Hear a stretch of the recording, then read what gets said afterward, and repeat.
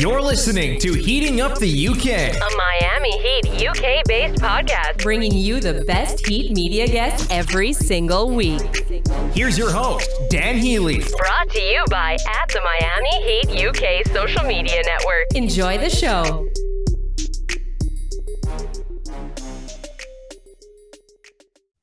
Hello and welcome to episode 51 of Heating Up the UK, a Miami Heat UK-based podcast. I am your host, Dan Healy. Before we come to today's episode, just want to ask you all again to check out our YouTube channel. We are trying to grow it, Miami Heat UK TV. We are doing our game day from the UK live streams there. They will continue on to next season. We're really trying to grow this channel. Lots of fun content coming over the off-season as well, so please subscribe. We're only a couple of hundred subscribers in, so when we get to our thousands, you can be the one that says that you was with us from the early hundreds, so please go out and check that out. Also, please check out our Twitter feed. We have just released the details of a raffle that we are running as of tonight throughout all of next week, and this is going to be for a chance to win a Tyler Herro Earned Edition Kids jersey. This is a real one. This isn't one of the copies. This is one of the 6,031, so it's uniquely numbered. It is going towards a great basketball charity here in the UK, which is called the GG 3x3 charity. All proceeds that we get will go to that charity, and whatever we earn, I will personally double. So please go and check that out. We're coming into that tonight, and it will run all through next week. On to today's episode, and I'm delighted to be joined today by one of the contributors of Miami Heat Beat and, of course, Hangover Time. It's Tiffany Meeks. Tiffany, how are you? I'm good. Thank you for having me. How are you?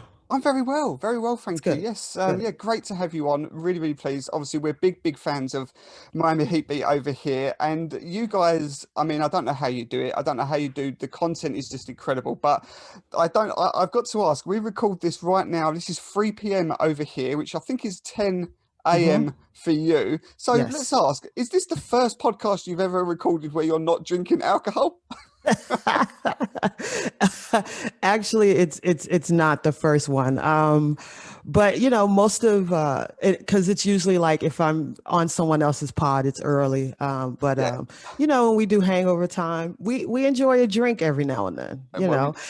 And listen, with this season, rightfully so.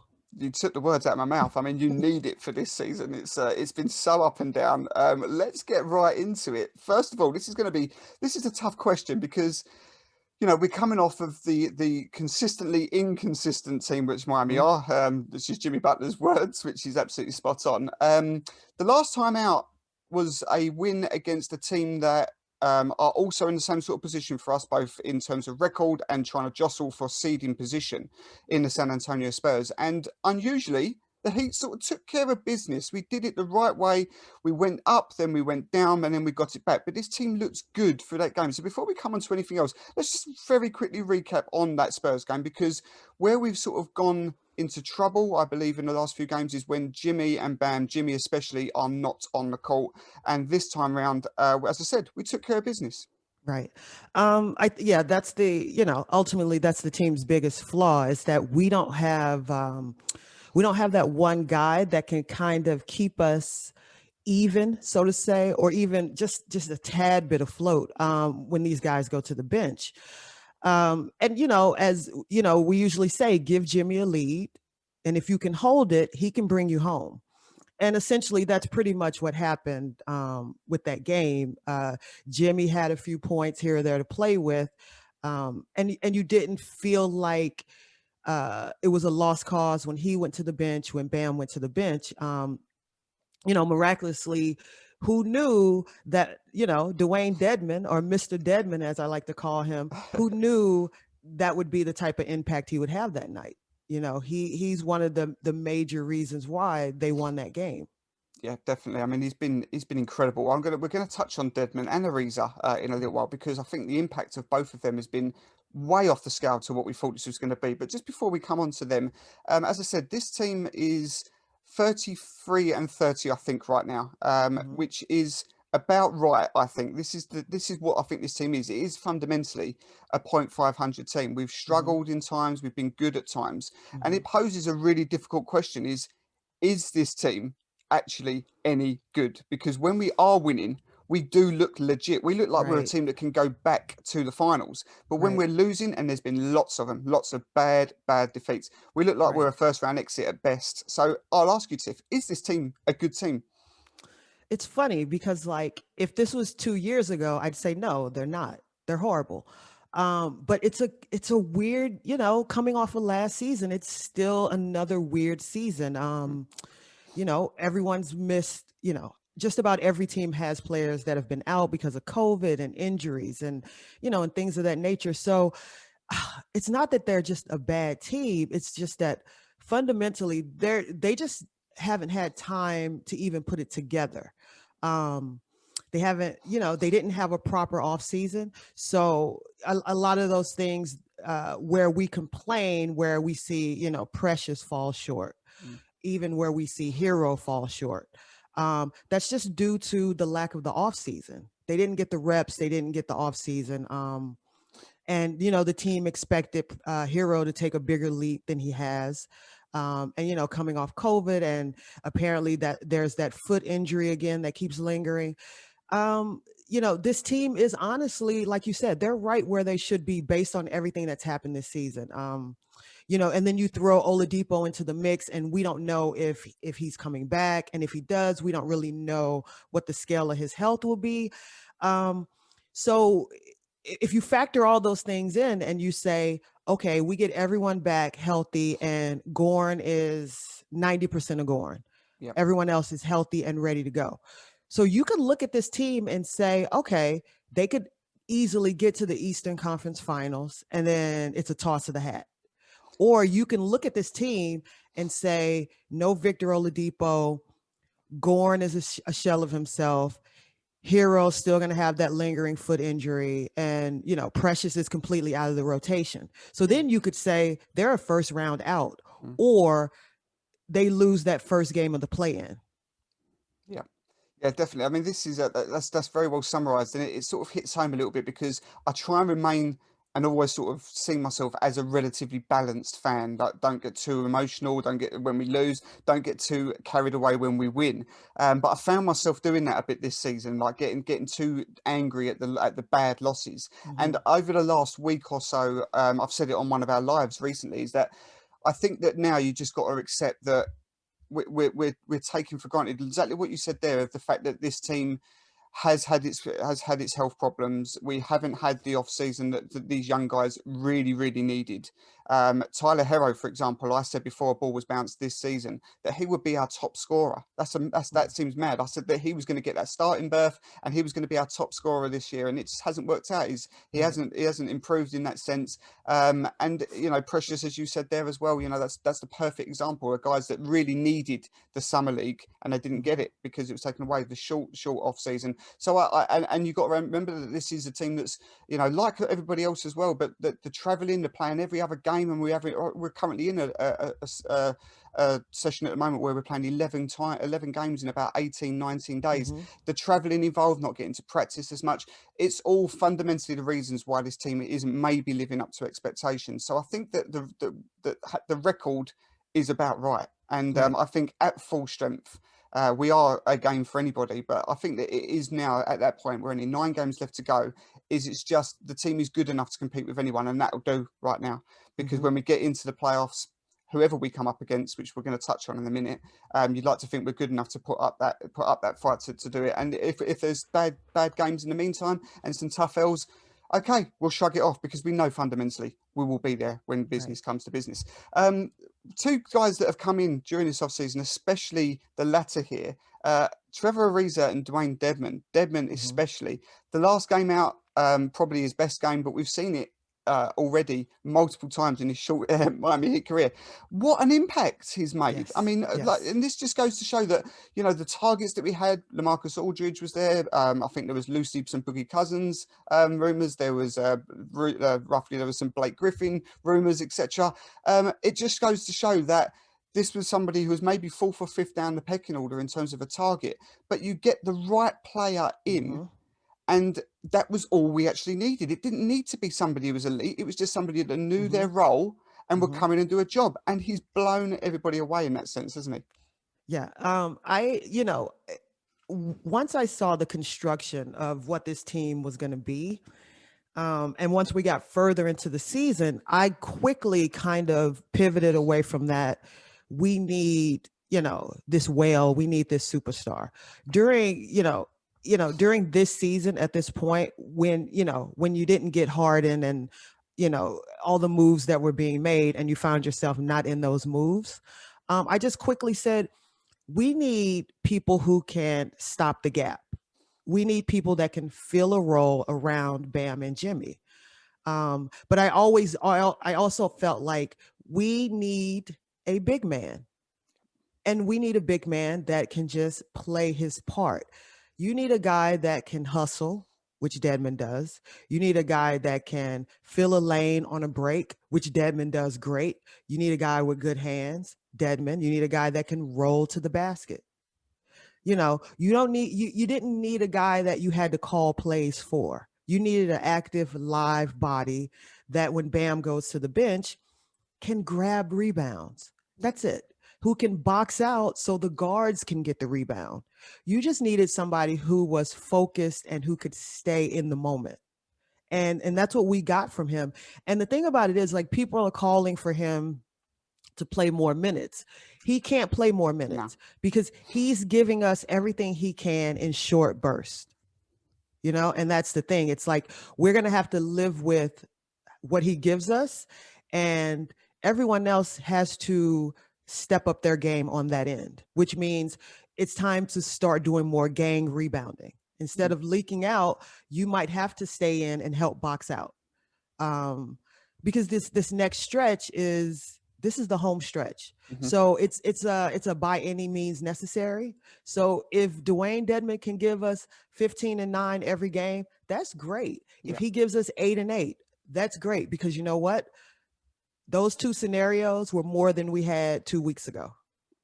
Yeah, 100%. I totally agree with that, because it is quite easy to maybe look at the minute, the box scores and what he's producing in short bursts, and thinking that he should maybe be starting, or he should be getting more minutes. And I totally agree with what you just said. It's not that. He's making the most, and he's impacting on the minutes that he is giving you. He can't give you more than that, and I wouldn't want to give him more than that. So that's absolutely spot on. Just on another acquisition during before trade deadline, Trevor Ariza again. Somebody I was happy when we got him, but I didn't expect this. Again, I didn't expect the minutes, the fact that he was going to be starting as, I didn't think he was. I thought we might drop in every now and then as a starter, but he's a bona fide starter now, giving you 35 minutes a night, shooting incredibly well, just giving you production. Again, Trevor Ariza, Tiff, what are we thinking? My thing was, I liked him as a signing. I just wasn't sure because he hadn't played. He hadn't played in a year, a little bit over a year. So I was a little concerned about that. But he's long, he's rangy. When they have the switch defense, he can switch on to anybody. He takes the challenge. He doesn't run on defense. He gets in the passing lanes. His head is always up. His shot is gonna waver. And that's okay, because he still has to take it. He's open. You have to take it. That's just the way it is. But I always tell people that his defense and what he's giving us on that end is going to outweigh whatever comes on the offensive end. Because you're hoping at some point these guards are going to up their play. That's what I think anyway. You're hoping that Nunn can sustain what he's giving us right now. That, whatever's wrong with Duncan, stomach flu, food poisoning, whatever it is, you're hoping that that's over with. Like, you're hoping that this weekend he's back to the old Duncan. You're hoping a couple of days rest, Goran's going to have a little bit more to give. So then you don't really feel like every shot is a must shot with Trevor. You know? Definitely. Yeah, definitely. So with that being said, then I think we'd all like to see both players back next year. Would you agree with that? I'd like to see both of them back. I think that there's a place for them on this team. I think it just is contingent on, it's contingent on what they think happens with Oladipo, Mm. Kyle Lowry, Mm. or is there a big trade that Pat's eyeing at the end of the season? There's so many things that could happen, but I just think that with any addition, these two guys would still have such a good impact on this team, on and off the court. Yeah, definitely. So that leads us quite nicely onto the next segment, which was going to be about this roster. And at the moment, there is just five players that are guaranteed to be back here next season. We're assuming they don't get traded, of course. Bam Adebayo, Jimmy Butler, Tyler Hero, Precious Achua, and KZ Okpala are the only players with money on the table for next season guaranteed. So I know this all comes down to, first and foremost, the next step is the big names or the big money players that will be back here next year. And we do assume, it seems like it's the worst kept secret that Kyle Lowry will be here next year.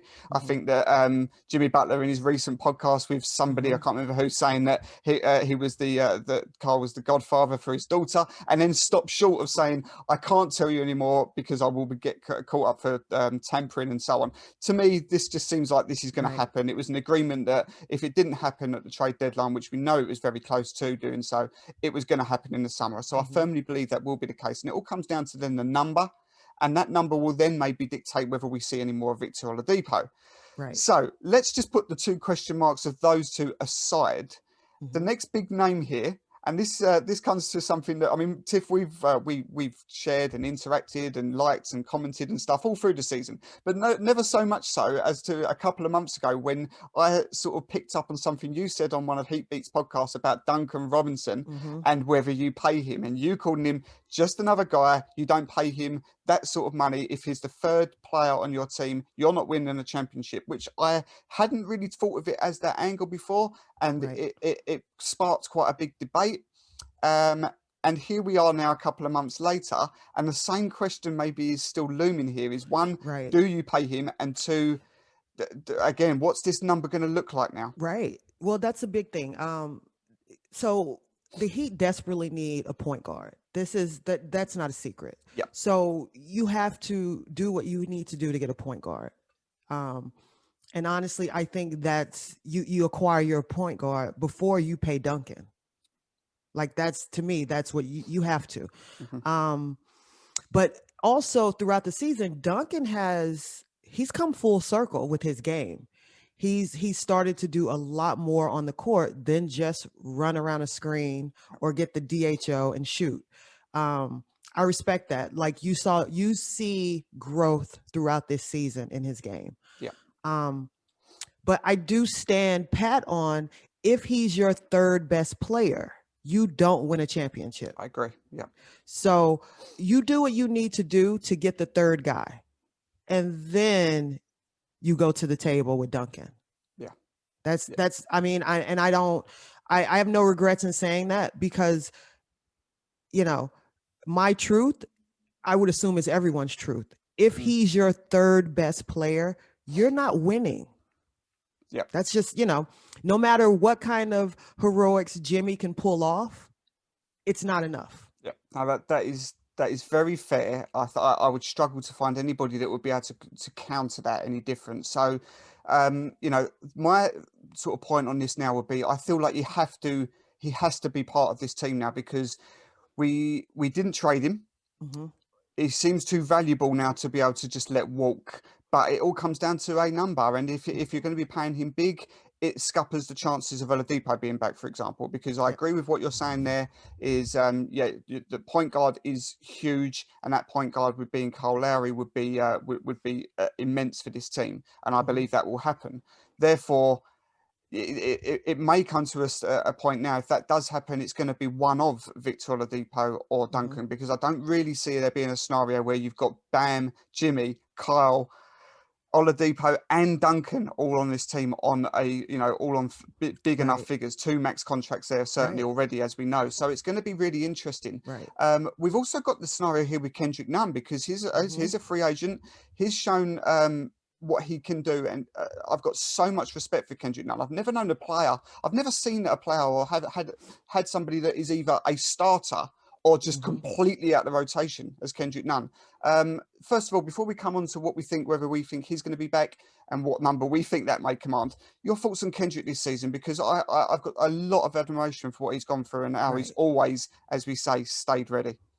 You know, the thing is, and also it goes back to the bubble. He had COVID. He also had, if I believe, a death in the family. He had a lot of things happening last season that would basically have just wrecked any human being. Yeah. And he's always ready, whether he's starting or not. He's ready to play. There's been some inconsistencies with him, but you know what? There's been that with the majority of this team.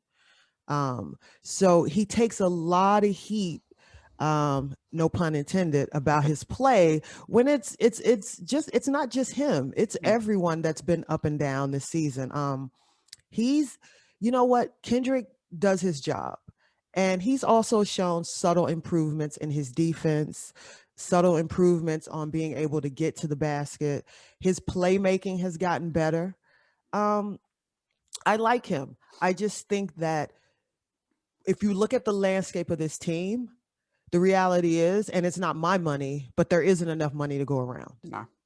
You know? So if there isn't going to be a sign and trade with someone on this team, we're going to end up losing a couple of these guys for nothing.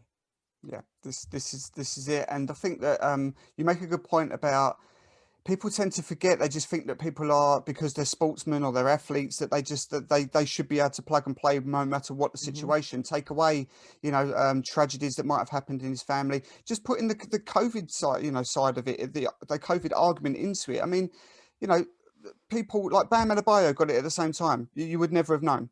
But Kendrick Nunn got it and he struggled. I mean, for example, my own personal experience with COVID, we had it, both me and my wife had it in January. My wife felt rough for about a day, 2 days, and got on with it. I was bedbound for about 2 weeks. Everybody affects me differently. So to expect guys to just to bounce back and just feel like it can be plug and play as usual, it doesn't happen. And that was a weird situation anyway, being away from the family and so on. But I think that where people sort of forget they've got to stop giving people a hard time is that these are, players that, as I said, they can't be expected to just forget everything in the normal world and just be expected to get on with your job. And Kendrick's a player that had his real abilities, but also his real weaknesses. And I think that he's worked on them really well and he's become a more rounded player.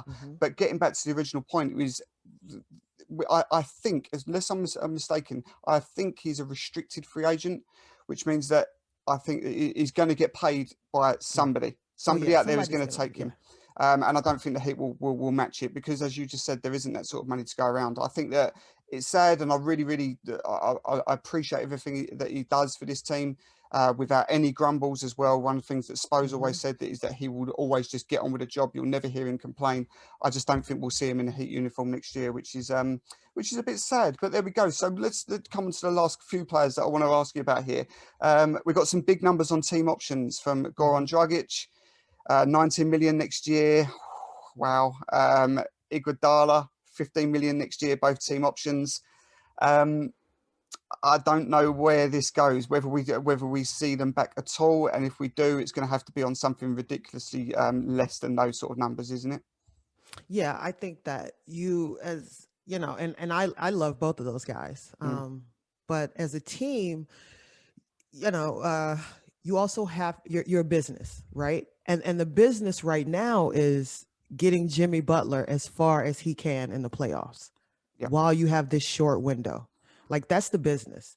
So when you look at it that way, you can't pick up those options. You have to decline those options. And then you have to say, if you guys want to be here, we have to talk about smaller numbers. Yeah. I just think that this is the point where the term Heat lifer it's overused. Yeah. Because in reality, everyone can't stay. Yeah. And sometimes they leave and come back, but everyone can't stay. So I think you have to decline those options, and then you have to see if they're willing to come back on lesser deals. And maybe they are based on moves that you make. So if you bring in maybe Kyle Lowry and then you bring in someone else, or let's, whatever, then maybe Gorn and Iguodala say, okay, because we got a chance to get out of the East with this team. Mhm. I think it's really dependent upon the moves that they make, because you can't pay Goran that amount and then not have a starting point guard. No. Like, it doesn't and also we're watching his decline right now. We're actively watching it. So you can't that's a mistake that can't be made by this team. Yep, absolutely. I think that it's one of those. Look, but Goran was rewarded in the off season for an overpay on a 1 year deal, and I don't think that I think that was always going to be the way. I don't think as you just said there, we're watching a decline. So I don't think that even in his head, he probably knows that team option isn't going to be picked up. But as you say, then if you get a Kyle Lowry and if you get another star, we never know what happens. We never know what's around the corner either. Who saw what happened with James Harden suddenly exploding? Right. So whenever there's a star that suddenly pops up, you know that we're going to be in the conversation somehow, because that's what we do. So yeah, if we can get that team, that fundamental team built in, then they may well look at it exactly what you just said there. Those two guys, especially Goran and Iggy, they may think, well, okay, we've got a chance to win a ring here. We've been paid handsomely. Let's take our dues now. Let's take one for the team. And we can still add some valuable minutes and so valuable production. So it's going to be a real crazy off season. We'll see what happens. But we're not quite there yet, because we've still got 9 regular season games left.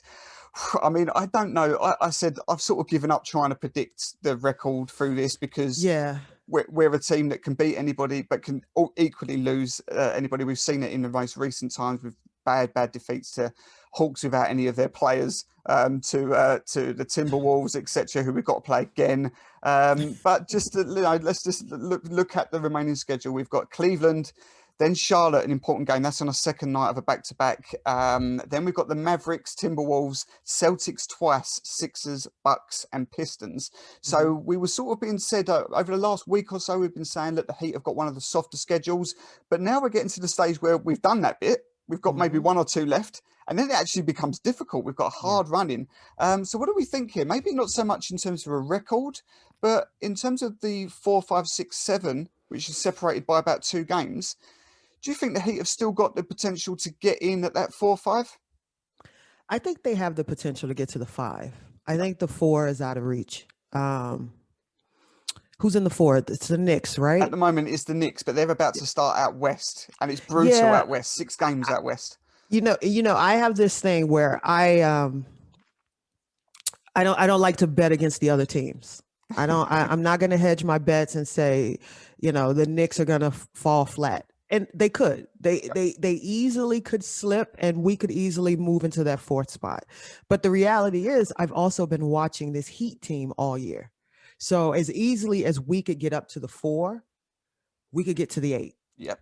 So I honestly think they could finish at the 5th spot, which is fine for them. Yeah. Which is absolutely fine, because let's be realistic.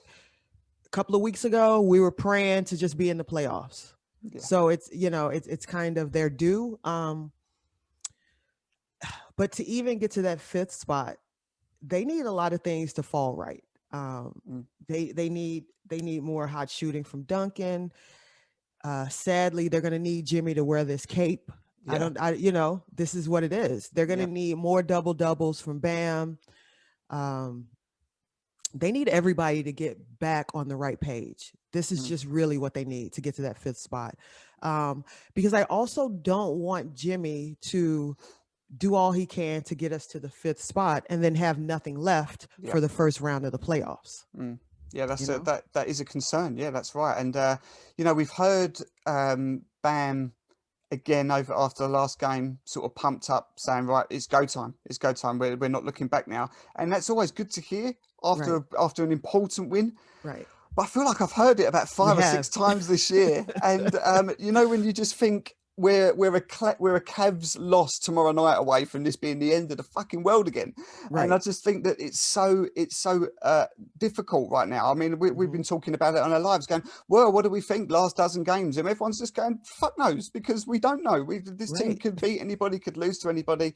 It is tough. So I personally think that it doesn't also help, by the way, that unless I'm mistaken, we don't hold the tiebreaker on anybody.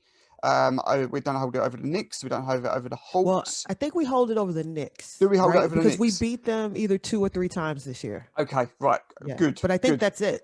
Yeah, the Hawks we don't. I think the Celtics still to be determined because we've got them twice. I don't think we've got it over the Hornets, although I'm not maybe expecting them to get involved in the race here. But I look at it now just as my general predictions. I think that the Knicks will make the top 6, but I don't think they'll make the top 4. I think they'll now finish the season sub 500 because of that brutal West trip they've got coming up. The Heat and the Celtics both have maybe easier schedules, but I think that there's every chance that we're still going to see Celtics 4, Heat in 5. The Hawks, I originally a week ago said they'll be locked in for the 4th, but now they're a bit beaten up. So I'm now expecting them to drop. So it is going to be a real rough ride. My prediction is it will be Celtics Heat in the first round. That doesn't particularly fill me with great confidence, but I'd rather that than finish in the 6th and play the Bucks, even though we beat the Bucks in 5 last time. They're better. They're better this year. They're definitely better this year. So what do you think here, Tiff, in terms of, forget maybe the seedings, but let's say it's either going to be we finish 6th when we play the Bucks, we finish 4th when we play 4th or 5th when we play the Celtics, or let's say the Knicks. Who are you taking there? Who do we want? Yeah, I definitely would rather see the Knicks in the first round. Yes. If that's the case, because the Celtics can go either way. The Celtics can not show up, or Jason Tatum can really show up, and that's a problem. The idea too is that I think both games are in Boston. Yeah. So, there's a caveat there too. Like, we got to go into Boston and we got to beat them twice, which is, I think that might be a split. Yeah. And everyone's saying that like teams will be resting players. Well, I don't think Boston's going to be resting anybody.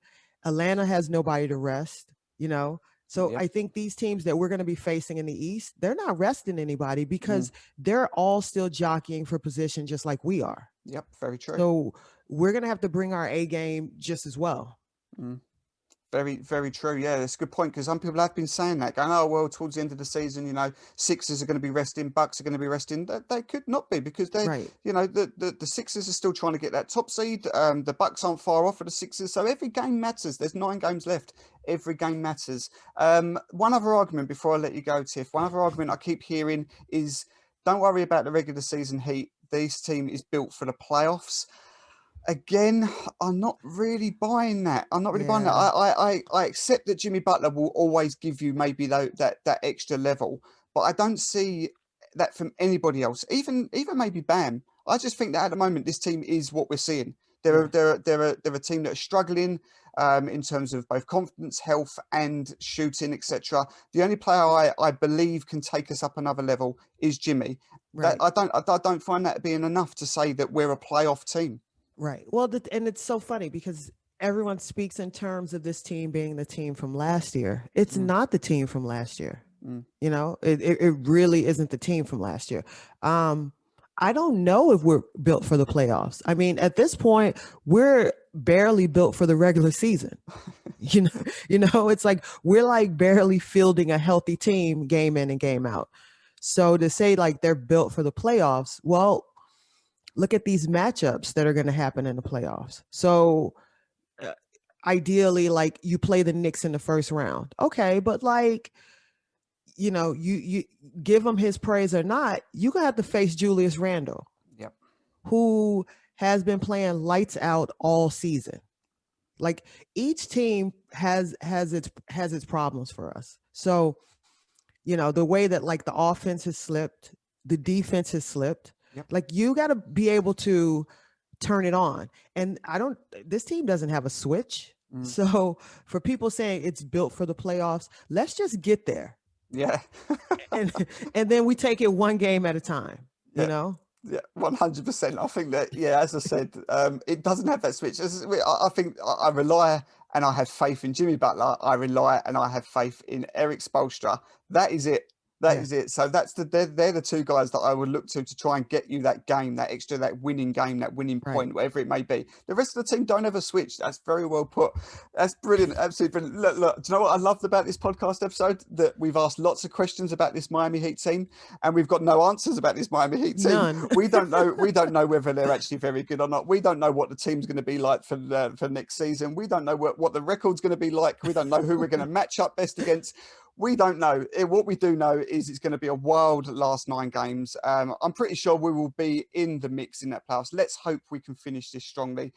It was a good start against the Spurs. That's nice. Right. Let's hope we don't now go and undo all that work by losing to the fucking Cleveland Cavaliers, which I'm not even going to go there. I'm not even going to go there. Let's hope. Don't go there, because if that happens, I'm just letting you know, if that happens, I foresee just like literally Alf just punching his screen. Like there's nothing else. Like literally that will be the bottom of the barrel. It will. Yeah, there would be no excuse. I mean, I've been on Twitter every single day for the last 2 years representing this team on this account from this side of the pond. That game that defeat against the Minnesota Timberwolves, I took a 24-hour break because I thought after the game the timeline was not pretty. If we lose to the Cavs, I might have to take the rest of that week off. It'll be that bad.